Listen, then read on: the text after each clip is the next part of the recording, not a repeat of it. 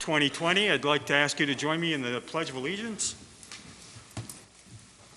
I pledge allegiance to the flag of the United States.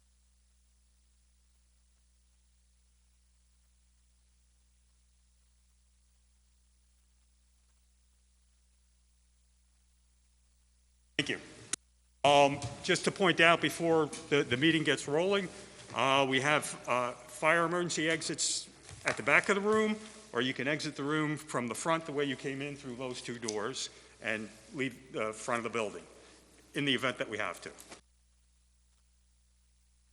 So again, welcome everybody, and we have something of a short agenda tonight. Runco? Roll call. Oh, I'm sorry. Yes. Mike Murphy. Present.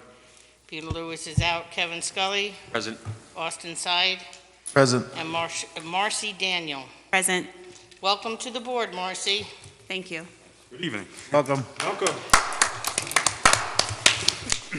Another female in the house. I did not get an applause, by the way.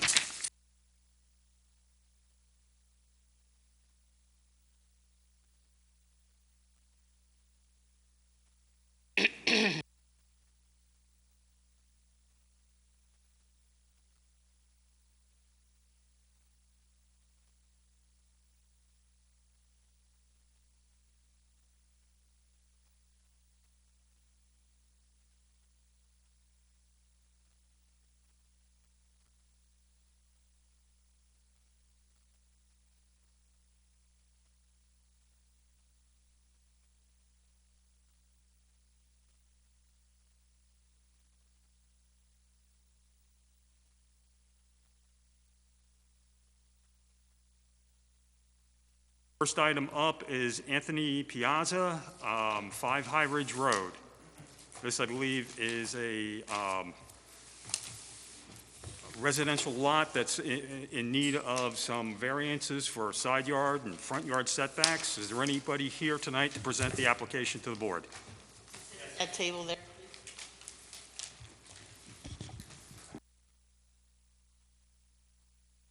Yes, please. Down, there's a button on top of the microphone if you wouldn't mind turning it up. Okay. Thank you. Take one and pass it down, please.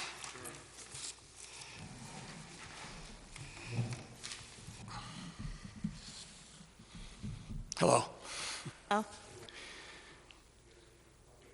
On? I'm sorry? Yeah, it's on, right? Okay. Yeah.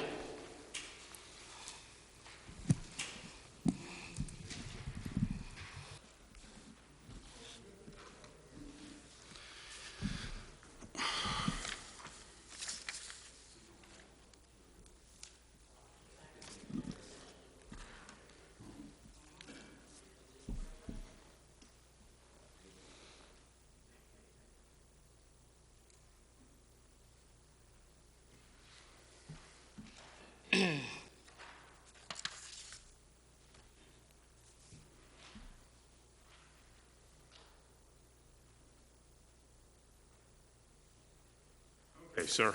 Name? Anthony Piazza. Good evening. Present to us what it is. Yeah, so this is my wife, Julie, behind me. So we've lived on High Ridge Road for over 20 years.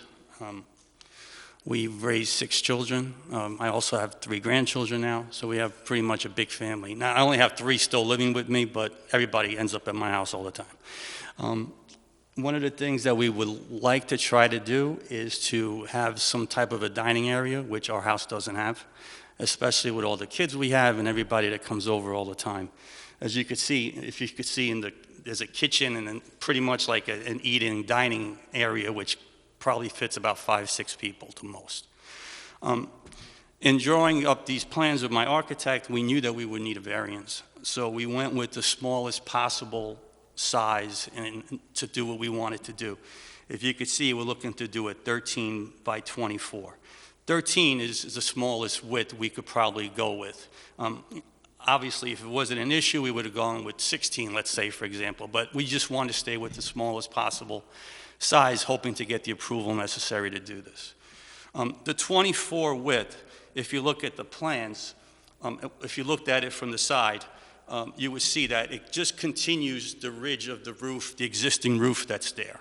That's how we ended up with the 24. It would make the most reasonable looking, least intrusive, like kind of design, just to continue that roof line. Pretty much that's what we're looking to do. Unfortunately, we were zoned for an acre, and when these properties were built, they were divided into half acres. So from the start of when these properties were built, we were going to be needing to deal with whatever we were going to do at any point. So it's in the overall scope, if you look at, I mean, the lot coverage, we're only looking to add about a little less than 2% of the whole lot coverage for this. I know it eats up a little bit of the side, but we would still have 22 feet on that side before we would hit the property line.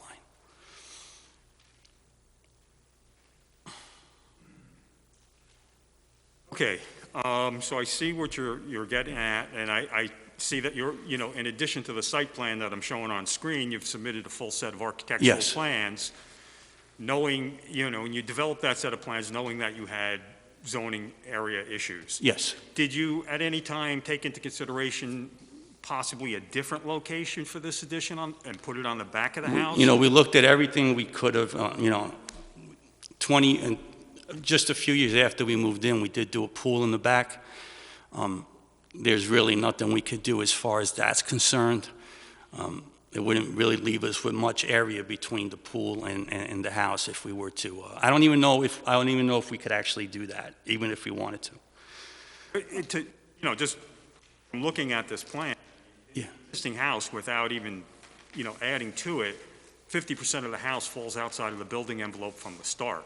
Right. Well, that's what I said. I mean, like I said, know. we're zoned for an acre, so I understand that. Unfortunately, I still don't understand how that happened, or again, this is something that when the development was put together, I don't have an explanation for that, and I understand, what you're saying. It would just, it's really not asking for much. Again, and then we went with trying to keep the look of the house without having to, without it looking like anything different than what it actually is. It's just a little extension added on, continue roof line, just to even out. If you see what I'm saying there. Yeah. And I thank you for preparing the bulk lot zoning table. Great. I think I got those percentages right. I did it. Yeah, I mean, just looking at the maximum lot coverage, what's allowed in this zone is 15%. What you presently have is 33%, and you're asking to bump that up, 2% to 35%. So the amount of increase is, 20% over what the allowable is. So, we've got that issue to deal with. Then we have the side yard issue. Okay, minimum side yard 30, 22. So what 30 and you're that's on the side that the addition is being made. On the opposite side, We got 17 and a half over you have there. 17 and a half. That's existing condition, you're not looking to change. No. So,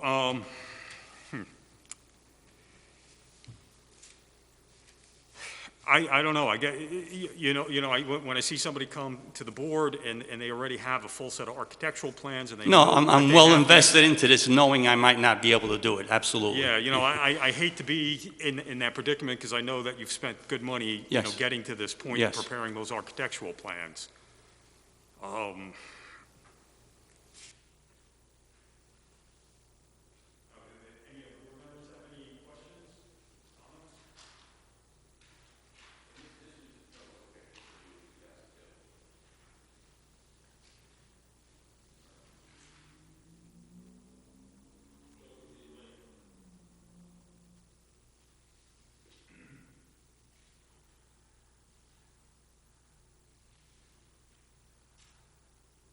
And we made every effort to just, again, comply with what's already there, keep it as minimal as possible. I mean, it would keep us, we don't want to go anywhere else. We love where we are. And again, our family just grew and kept growing and still is growing. So it would just be the one last thing we would need to do to stay there for the rest of our, pretty much for the rest of our lives. We're not looking to go anywhere. All right, and we'd like to help you out, but, part of our job here is to make sure that, if we do grant a variance, it's the minimal variance that's necessary for you to, achieve your goals.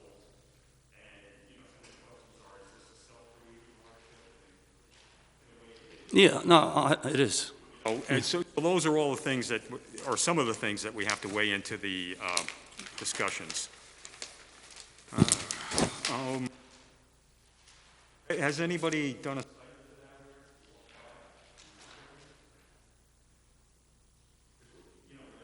On the map is the proximity. That's our.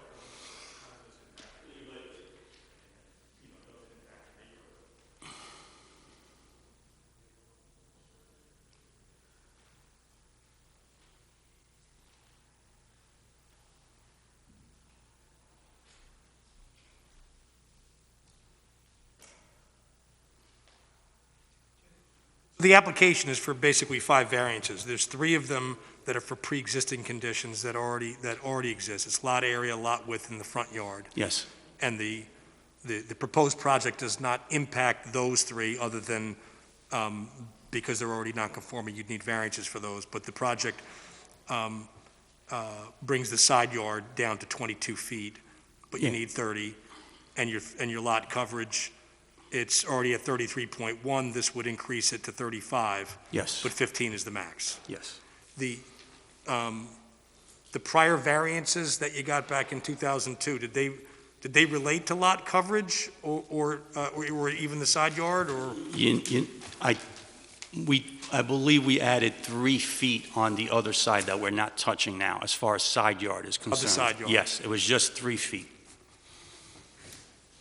Was it- It did add to the overall lot coverage, but, I don't think that was an issue at the time. Do we know, was the lot coverage, is that something that was enacted after these I think it was variances in after, 02? because I don't remember dealing with lot coverage. The only thing we had to deal with was the fact that we were adding 3 feet onto the other side. Whatever's built there, you didn't add on to it after the variance that you got in 02? Correct. You built what you were Correct, authorized to right. build, and then it's sat. We've been doing everything Okay, through the town, there's no doubt. okay, thanks for that clarity. So this is first time on, right? So it's just a matter of, it's not on for a public hearing, it's a matter of, is there anything? Determining whether or not the applicant has submitted all the documents we needed. Right. Give the board members a chance to hear the application, maybe. Okay. Thank you, George. So, tonight we're here to see whether or not this is a complete application, whether you've provided all the information that's necessary to move forward with the process. I believe I do see, everything that's been, that's required in the application. Got a copy of your deed, a copy of the letter of rejection from the building department that sent you here. We've got a set of plans that are fairly complete. It's based on a recent survey. Mike? Yes. So, I don't know. Other board members have any questions that they think need to be covered before we accept this application as complete?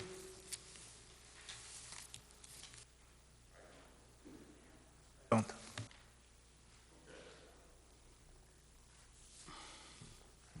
Oh, with that being said, and if there are no further questions for the applicant at this time, we determine that they have a complete application package. Would anybody like to make a motion to schedule this for a public hearing at our next meeting? I'll make a motion to schedule this for public hearing at our next meeting. Second the motion. The next meeting?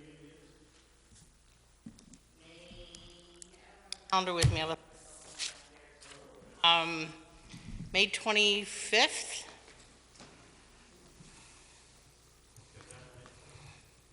Yes. Okay. So then the resolution before the board is to schedule this matter for a public hearing on May 25th at 7:30 or shortly thereafter. Does anybody want to second that motion? Austin did. Second. Austin did already. Way to go, Austin. Okay, all those in favor? Aye.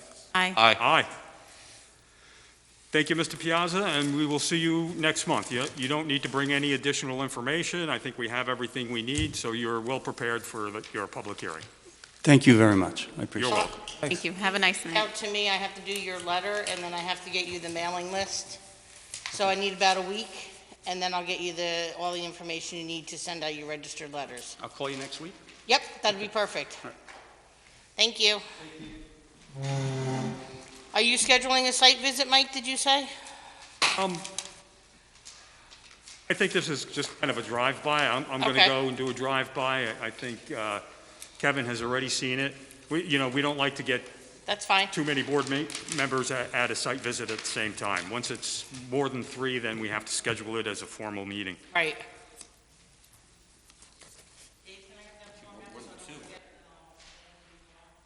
Em.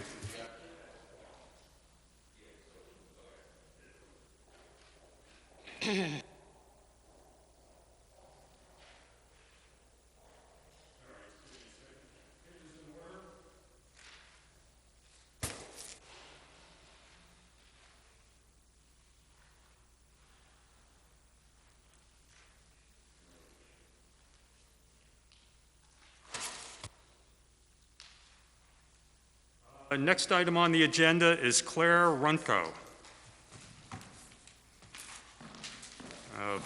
355 Route 17M. Good evening, David. Hello, board members. It's good to see everybody. It's been a while. Good to see everyone's healthy and moving along. And again, appreciate your working with me on the last project to help get that resolved. So again, I appreciate it at the effort of the board. So we're here tonight regarding Tre Angelino restaurant over on 355 Route 17M. It's owned by Air LLC. One of the managing members is Claire Runco of the LLC. We're here before you because the building department have referred the project. There are some concerns on the site that need to be addressed. And while addressing those concerns, the building department referenced section 57.5, compliance with bulk requirements, and he stated that any alterations associated with the building that's in non-conformance, even though it's pre-existing, needs to go before the planning board, or the zoning board for a variance. This project is located in the GB district, which dictates a 60-foot front yard minimum. This building has an 18.9-foot front yard minimum. So we're asking for a variance of 41.1 feet. Just a little history, this building's been in existence for 50 years plus. I mean, I know it's since 1960.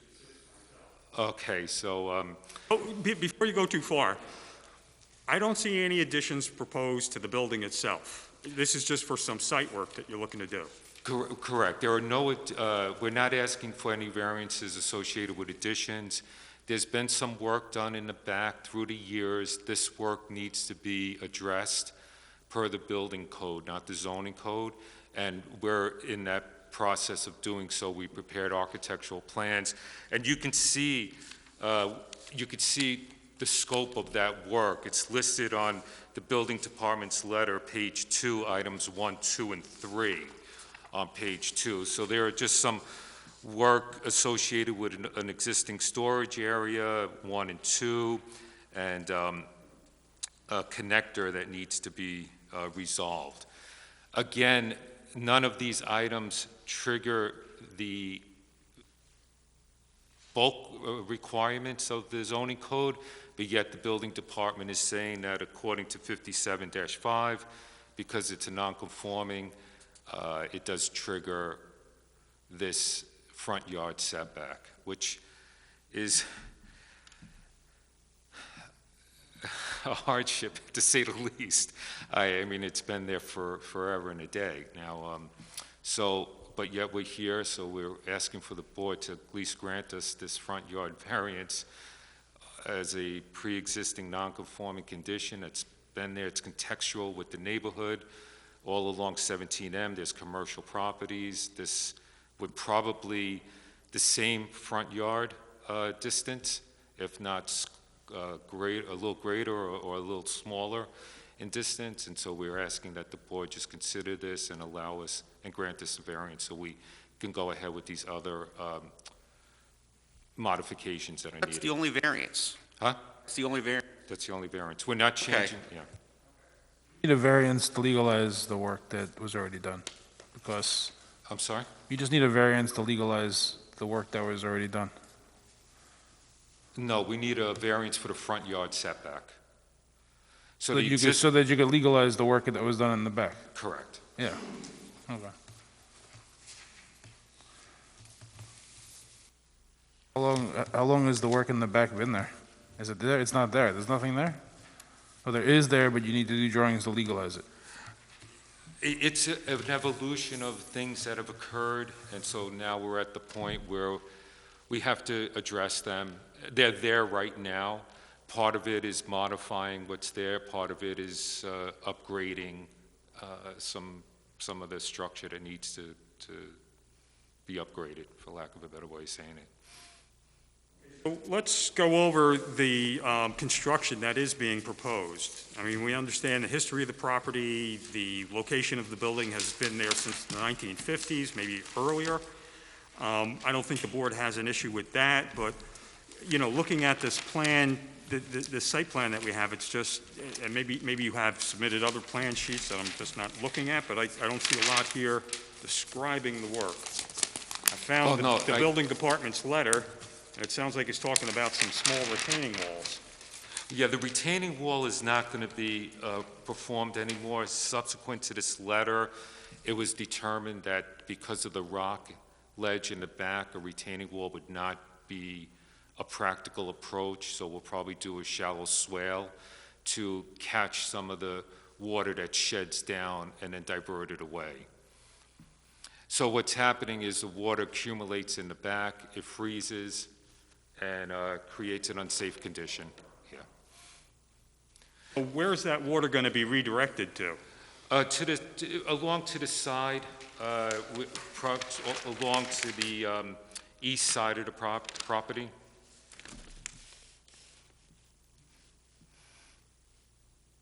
It'll come out to daylight there.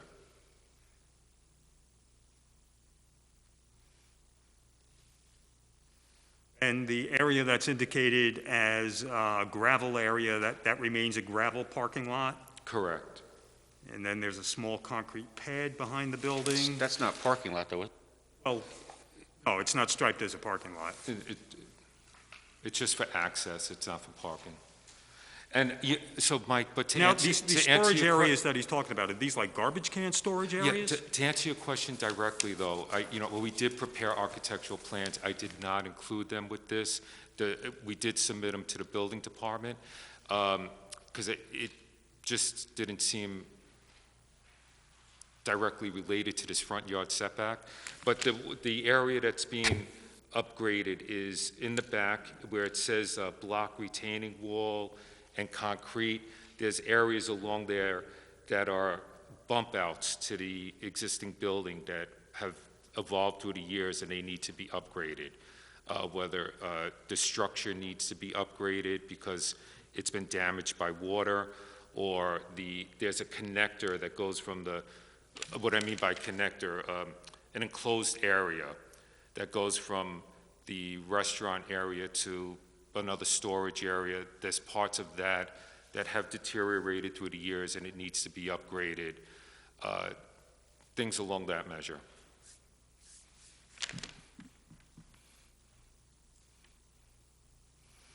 So in other words, the building was built, long before the zoning code. it was in conformity, or it was no problem with regard to the front yard back when built in excess of 50 years ago. It's way out of whack with the current front yard requirements. But there's work that you've done or wish to do that would be considered an erection or a structural alteration or enlargement or rebuilding of some part of the structure or some structure on the property that Ben has said, well, you can't do that unless you get a variance for the front yard because you need to be in compliance. So before we're going to let you do any of that work, you've got to get the variance for the front yard. If you don't get the variance for the front yard, you can't do any of this work. Correct. And again, we're not, just in full disclosure, the items, he listed the 3 on page 2 of his letter.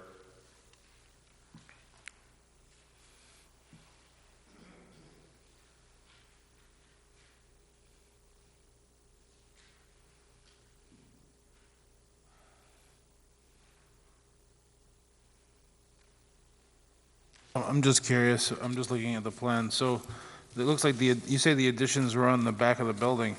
That's well within the setbacks, why would that be non-conforming? I was under the impression that you can improve a non-conforming structure as long as you don't exacerbate the non-conformance. Mike? If you make any additions to a non-conforming structure, even if it falls within the building envelope, you still have to get that variance. It's an easy variance to get because in that case, we're just granting them variances on pre-existing conditions. We're not making anything worse, which seems to be the case here. The biggest mystery to us was, what are you doing? What kind of construction is happening here? Because what we see on the site plan is very limited. It calls for a new swale, doesn't show any grading. So we're just trying to figure it out, Believe me, I understand. I actually wasn't even 100% sure what you were asking for. Yeah. We're asking for a front You yard just setback different- variance. That's it. Yep. We're asking for a 41.1-foot variance for the front yard An existing, for pre-existing non-conforming condition so that we can go ahead and remediate the other items that are in the back that are not in question of the zoning code. And what about lot coverage? Oh, it's yeah, you know what, we didn't include the lot coverage on our bulk requirements. It wasn't a concern when we were discussing it with the building department. We're here to, fix the existing non-conforming conditions, and as far as lot coverage goes, I'd venture a guess that this is probably over the, current limits. And, if we're going to fix one thing, we may as well fix the other while we're at it, so it's all Sure. documented and you don't run into another problem down the road. Actually, that's a great idea. So if you could provide us with that information, existing lot coverage, proposed lot coverage, and the amount of the variance being requested, Sure. that's another item we can look at and, enter into our resolutions when we get to that point, but without that information, we can't do that. Side lot lines, I guess to the north, you've got plenty of room, and to the south, hard to read.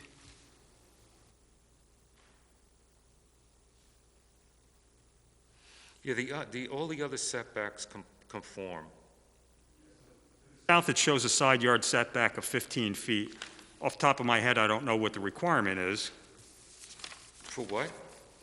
for the side yard setback. Well, side yard setback required Oh, is 8 feet. 8 feet. We got 15.1. And then the other side yard is 20, and we have 58.2. And the bulk requirements for GB. Okay, all right, so no problems there. No problem on the rear setback or either of the two sides, so it's really just the front yard setback, which you're not proposing to do anything. You're leaving the building as it was since the 1950s, maybe even earlier than that. And you're doing some repair work to the building in the back that's not going to be increasing the building footprint. Correct. And you're also doing just a little bit of site improvements with drainage swales. you said you did work that did increase the footprint. I'm sorry? You did work, there's work here that was done that did increase the footprint of the building. Well, no, the footprint what's shown on the plan exists right at this moment in time. Through the years, it has evolved somewhat. But right now, this is what we have. And this survey was done in 2019, I think it was, 2009. And since 2009, there have been no other additions or modifications to the property? Not to my knowledge, no. And I've Okay. walked the site. I guess what just remains elusive is what is the structural alteration that is the one that's of concern, that's given rise to the need for the front yard variance? Again, you see where it says block retaining wall in the back by the word gravel area?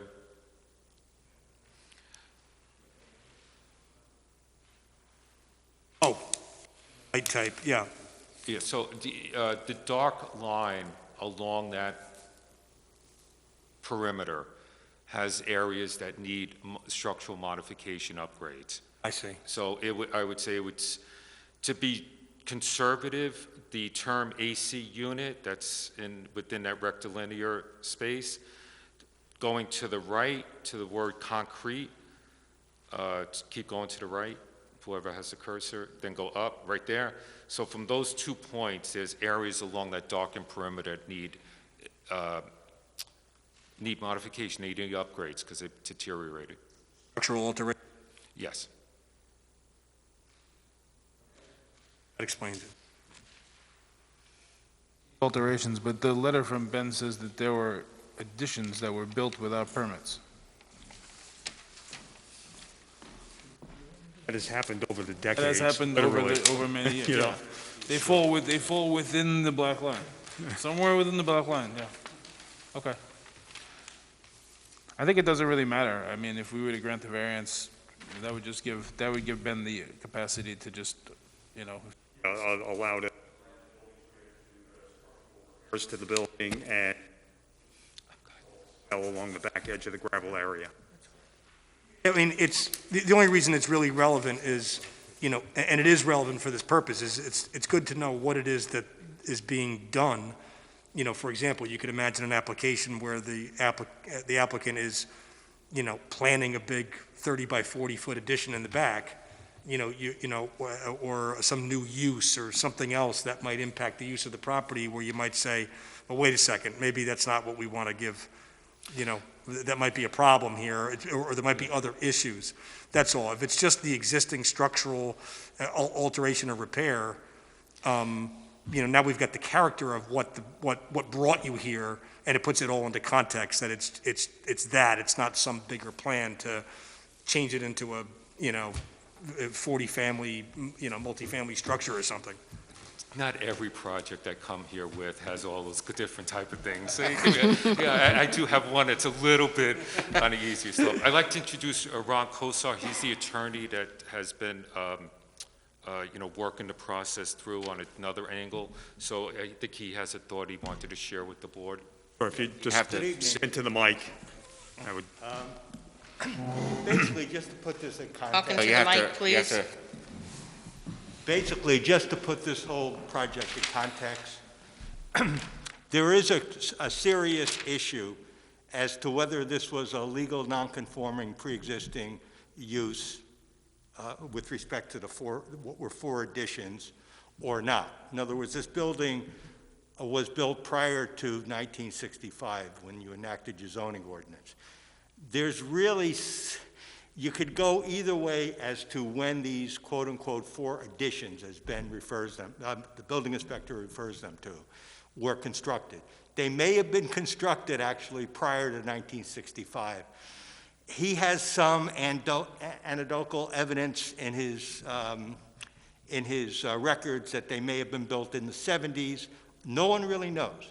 But rather than litigate that issue as to whether it was a legal pre-existing non-conforming use, we decided to adhere to what Ben wanted us to do and come before you for the variance. There were originally 4 quote-unquote additions, that's what he refers to them as.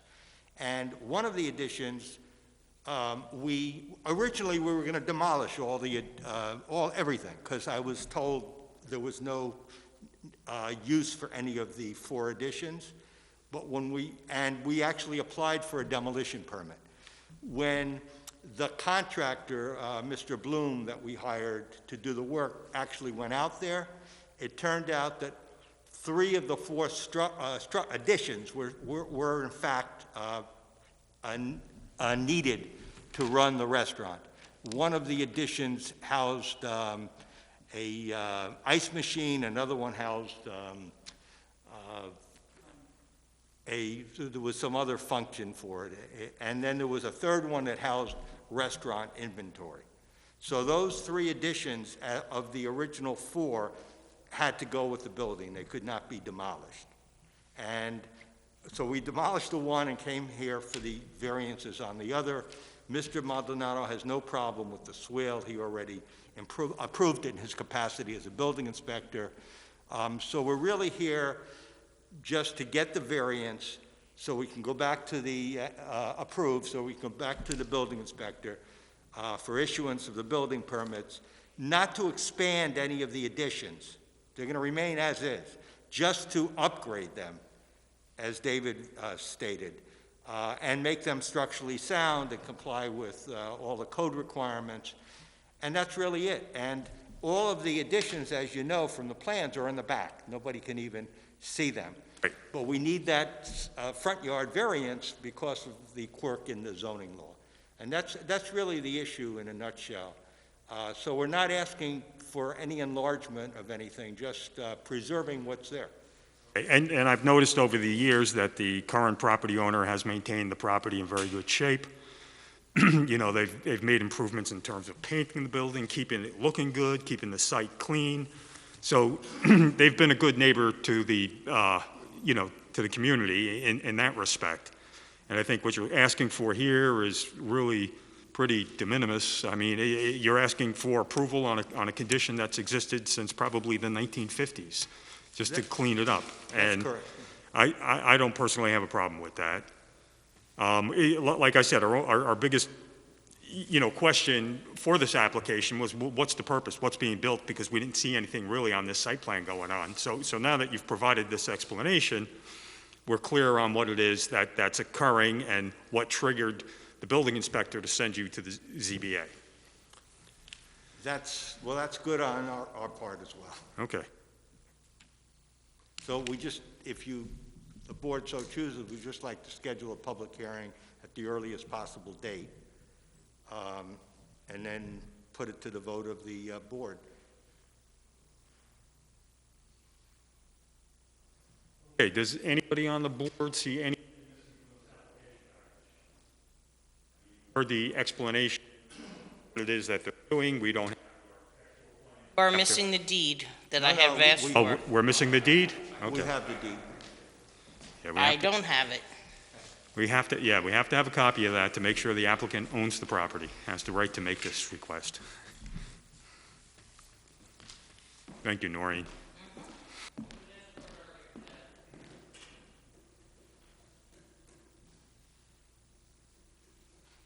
You know more about them than I do. If you want to look at it, then I'll scan it and read tomorrow. Okay. Thank you. All right, so then, David, as we discussed earlier, you're going to take a look at the lot coverage on the site, come back to us with some calculations on what's currently existing out there. I think it's necessary to document what's there now, to pin it all down so that, the site doesn't grow, So I'd appreciate it if you could do that and provide that to us prior to, the public hearing. And is there anything else that board members need to see? Oh. All right, so that's a pretty short list of to-do items, and I'm sure you can get that done in time. Would anybody like to make a motion to schedule this project for public hearing next month? I'll make a motion to schedule this project for a public hearing next month. I'll second the motion. All those in favor? Aye. Aye. Aye. And that next meeting is May 25th at 7:30 p.m. And you're familiar with the public notices, and you'll coordinate that with Noreen. Absolutely. Thank you, David. I think I've done that once. Once or twice. Board, thank you very much for your time. Really appreciate you working with us. Thank you very much.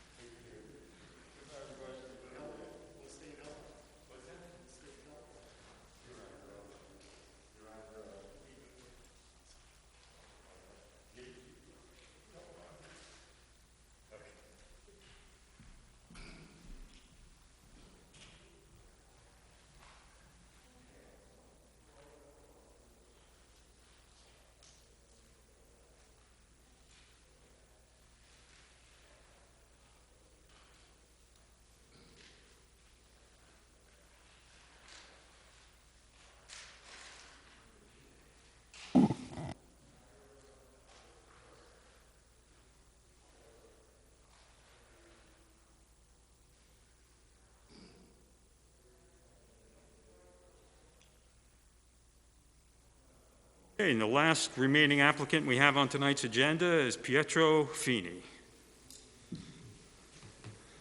Good evening, Jay. Evening, everyone. If I may, do you want those copies of those affidavits?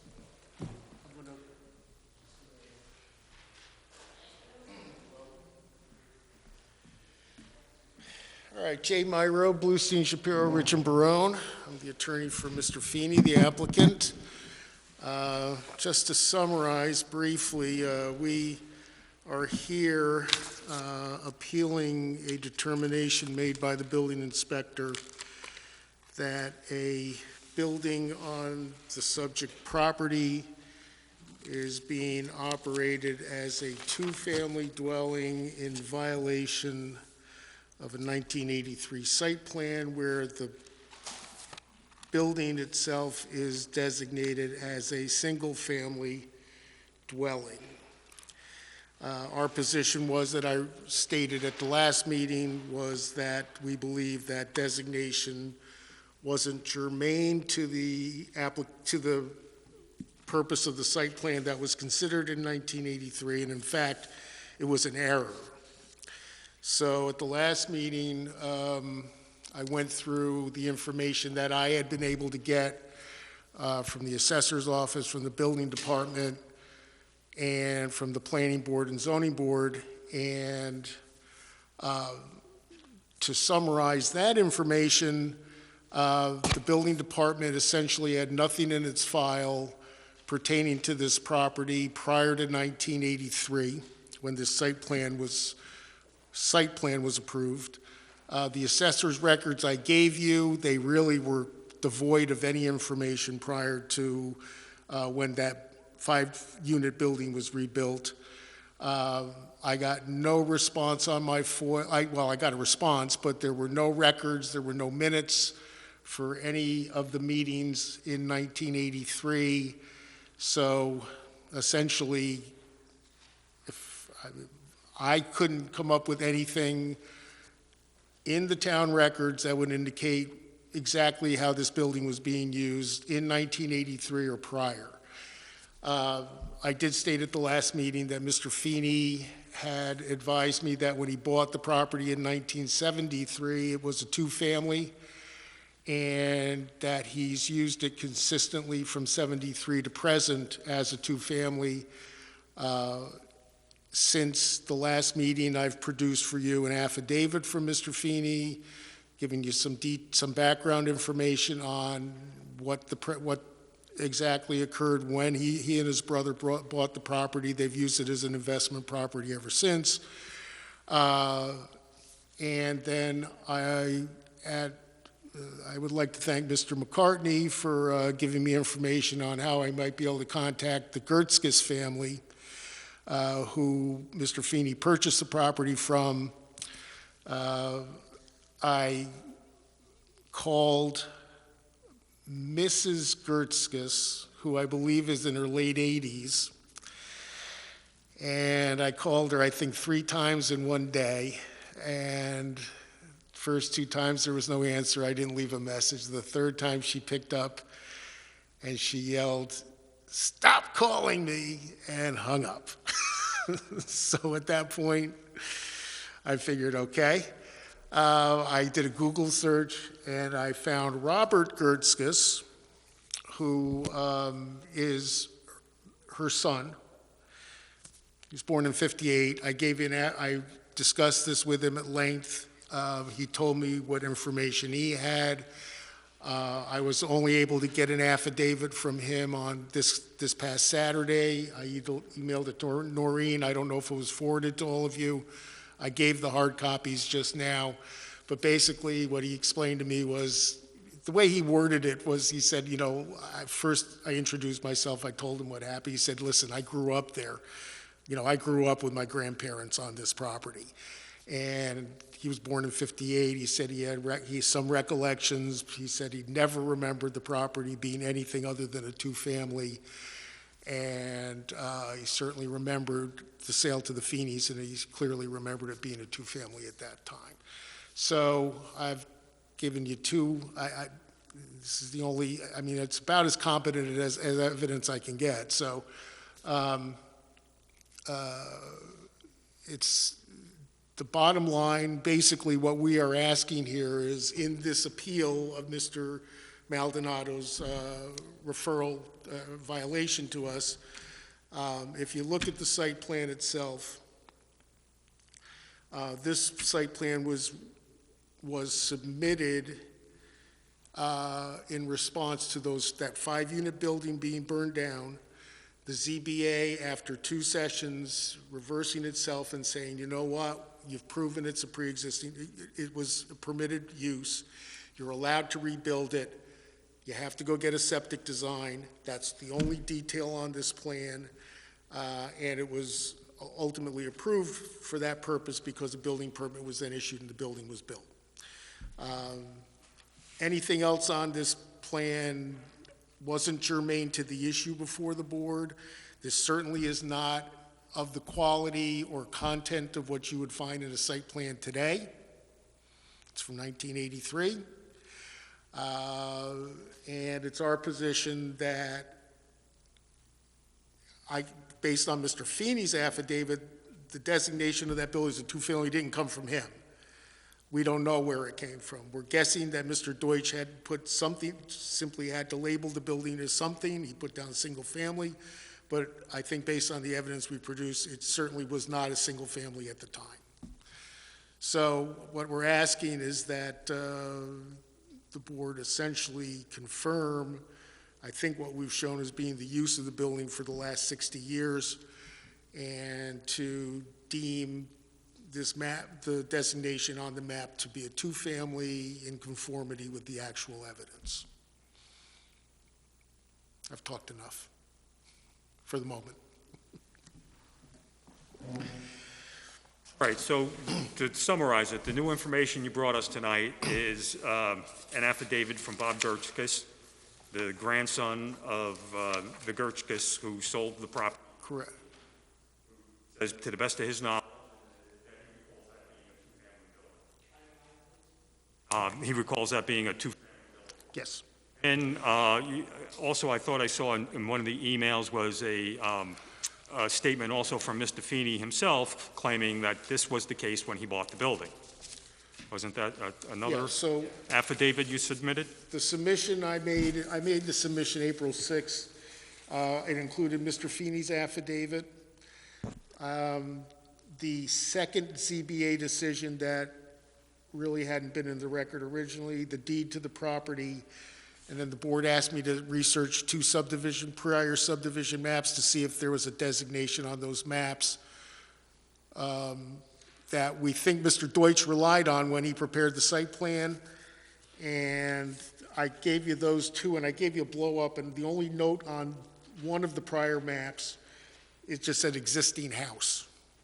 So it didn't designate it one way or the other. I think Deutsch just threw it on there. Honest to God, just think I can't come up with another explanation. He didn't get it from Gertzkes, we know that. He didn't get it from Feeney because Feeney really didn't participate in any of this. He just hired Deutsch and said, go to it, do what you got to do for me. I happen to think it didn't make any, it wasn't relevant to anything, so it didn't make any difference what it was. I don't think he inquired about it, but. All right, do the board members have any further questions? Require any additional material to clarify this? No, I think this is what we asked for. Yeah.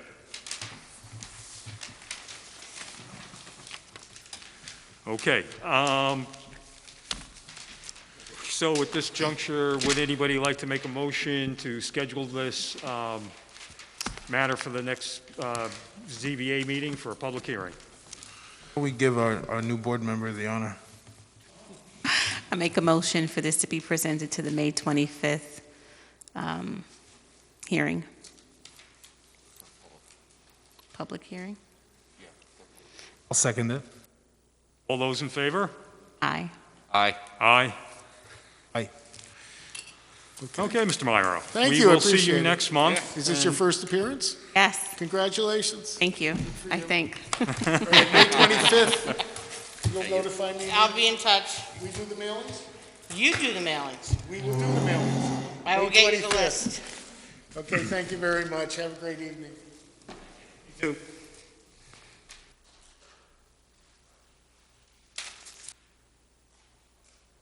Okay, so that wraps up the applications we have for tonight. I didn't read the email fully. Is Helms done? Pulled out, yes. We were through the application at Ludlam Road. Yep. Is that Helm? I did a drive-by. Yeah, Helm pulled out. He said that, So, got all intentions of building. Feeling he this might claims come he's not back. gonna do what he was originally doing. It was too expensive. And now he's called me every day because he wants to know when he's getting his escrow back. And I said, when I get a bill from the attorney for the time that he's already put in on the application. Well, he better be sure before, he pulls his application, he's got to go through it all over again. Well, if he pulls it and the building inspector goes out and gives him a violation, he'll be back all over. And he Okay. loses his application fee at that point because that does not get refunded. You come here begging for forgiveness rather than asking for approval. Exactly. All right, we'll see what happens there. Hopefully Ben will keep a close eye on the property to make Yeah, sure I there's told no him that he pulled his application unauthorized from us. construction taking place. Okay. I don't remember what he was saying he was building. Okay, so the only other thing I'd like to announce is we do have a new ZBA member, which brings us up to a full 5-member board. And thank you for joining us, Marcia. Thank you. With that said, we also still have 2 openings for alternates. And I've been talking to Tony about that, and we're looking for a couple of candidates to fill those 2 alternate openings. Peter is not here tonight. He's on a 60th birthday celebration. So, instead of being here, that's good. And, that's why it's so important that we have a full board, because, if we have somebody who's away and we only had 4, then we're down to 3.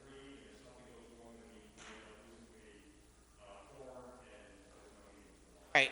We've been pretty good about that. We've always met with a full quorum here on a regular basis, and I thank you all for your effort in making that happen. The other thing is we've received a couple of emails from Noreen regarding training opportunities for ZBA members, and so I'd just like to just make you aware of it. We have to have 4 training hours per year. And Noreen usually keeps us informed about it via email, what kind of training sessions are coming up. I read it, Rockland County, specifically, so that would have been a good one. Opportunity missed. There's one scheduled for Thursday this week from 7 to 9. I think it's virtual. Yeah, a lot of them are still virtual. Talking to the mic so we can hear you. Scheduled for this. Kevin, you got to get closer to the mics, please. I believe I read Otherwise- the email last night that it's for Thursday, the 29th, from 7 to 9. It's session 3. Yeah, you missed the first two, but I'm going to Now, take now, is it a continuation of topics, or are they, each one is a different topic? I believe each one's a separate topic, but Okay, I can go back so and if you look at attend the my... one, you're still getting an hour's worth of And they credit. could have the video to be able to go back and do 1 and 2. I will find out. Okay. Have we seen anything from the Orange County Municipal Planning Federation? They usually have training seminars twice a year. She hasn't sent me anything recently, except she always resends whatever Rockland County sends to make sure that I get it, so. Okay. I know that they were doing some changes up there, and they're not full staff there yet, so I think they're still half in, half out. Who's our representative at Orange County Planning Department? Is it Megan Tanneman? Who reviews the plans at Orange County is Megan, something with a T. Yeah, I think it's Tanneman. Okay. Tenement or something like that. All right. So, again, no pressure. It's 4 credit hours a year.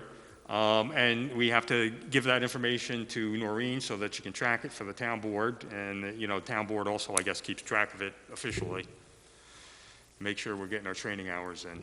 And yeah, hours can carry over, so if you find something you like and you do a couple of extra hours this year, you can carry that over into next year. All right. Anybody else have any topics? Wisdom tonight? None, I'm tapped out. All my wisdom is gone for the week, and it's only Tuesday. Tell me about it. All right, would anybody like to make a motion to adjourn, or a motion to adjourn the meeting? I'll make a motion to adjourn the meeting.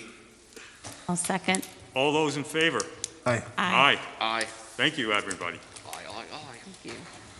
So, Marcy,